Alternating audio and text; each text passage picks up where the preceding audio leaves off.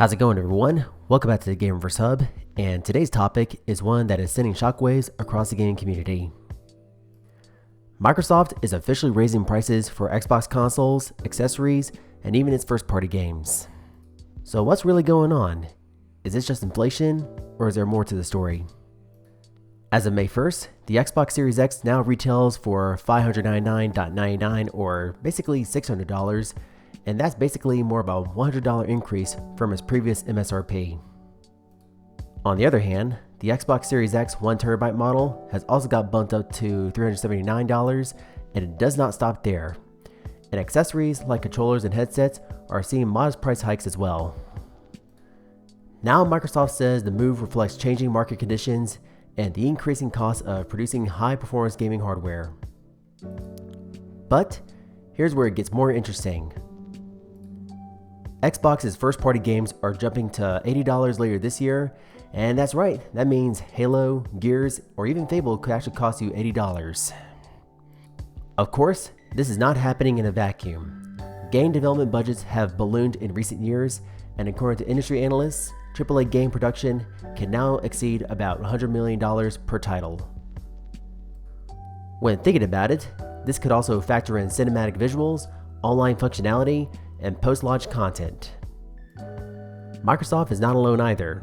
Sony has led the charge back in 2020, raising many of its PS5 exclusives to $69.99, and now rumors about the Switch 2 suggest that it could launch at $450, with $8 games becoming the new normal across the board, which is, ouch, not a really good sign.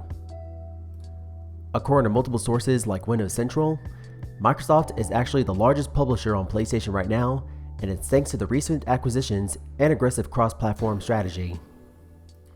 Meanwhile, PC Game Pass has grown by 45% year over year, reinforcing Microsoft's shift towards service-based gaming. So what does that actually mean for the average Xbox fan? For budget-conscious gamers, this might feel like a gut punch. From Microsoft's perspective, they are trying to balance premium hardware and high-budget software development with subscription-based services like Game Pass. Now let's make a quick pause for a second. If you're enjoying this breakdown and want more gaming news without the fluff, hit that subscribe button and help us hit that goal of 200 subscribers, and your support for GamerVerseHub will definitely mean a lot. Now let's talk about the factor many are not considering, and of course, that is tariffs. Microsoft has not explicitly blamed tariffs for the price increase, but economic analysts suggest that the ongoing uncertainty with US-China trade is contributing to the rising cost of electronics. According to recent reports by NBC News, the specter of renewed Trump-era tariffs on Chinese electronics, if reinstated or expanded, could pressure companies like Microsoft to adjust pricing to protect profit margins. To be clear, this is not meant to be a political video, neither a political channel as well, and which means we are not going to be taking sides either way. This is about understanding the broader financial forces at play. So console manufacturing relies heavily on international supply chains, and any disruption from tariffs to shipping delays can push the prices upward. Unfortunately, all this might actually suggest that the $60 game might actually be a relic of the past.